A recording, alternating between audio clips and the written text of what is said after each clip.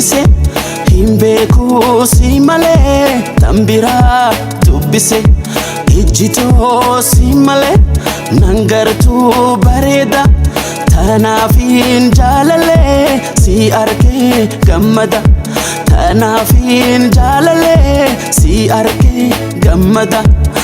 numaan harkadhee amma numaan harkadhee amma numaan harkadhee amma numaan harkadhee amma Alamala fi Rabbiin bifaan si tolchee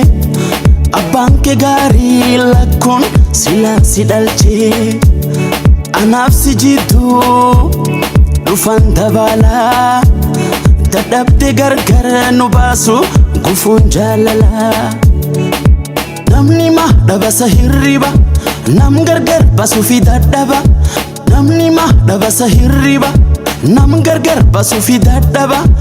ana kan si bare gama kan ke gore maltu sandarare indi jaalalati jarri maagubati hirriba le dhabdi hinafan dhukkuba qalbiiti hinafan dhukkuba qalbiiti hinafan dhukkuba qalbiiti hinafan dhukkuba qalbiiti akka waan milkidhaaf walii qabamanii nu gargar baasuudhaaf garee jaarratanii jabanaa fi sini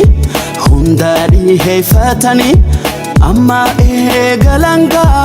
hadraajii basaanii akka dur deebine isaan garaa gubna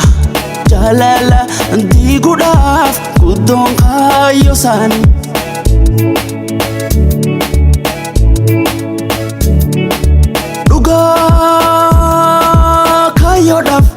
abdiidhaaf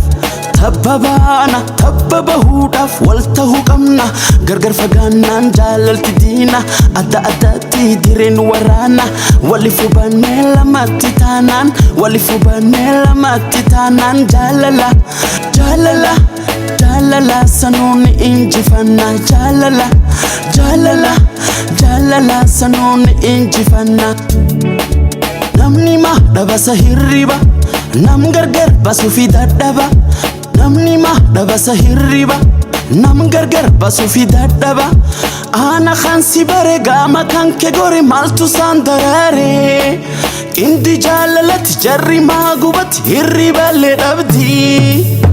hinafan dhukkuba qalbiiti hinafan dhukkuba qalbiiti hinafan dhukkuba qalbiiti hinafan dhukkuba qalbiiti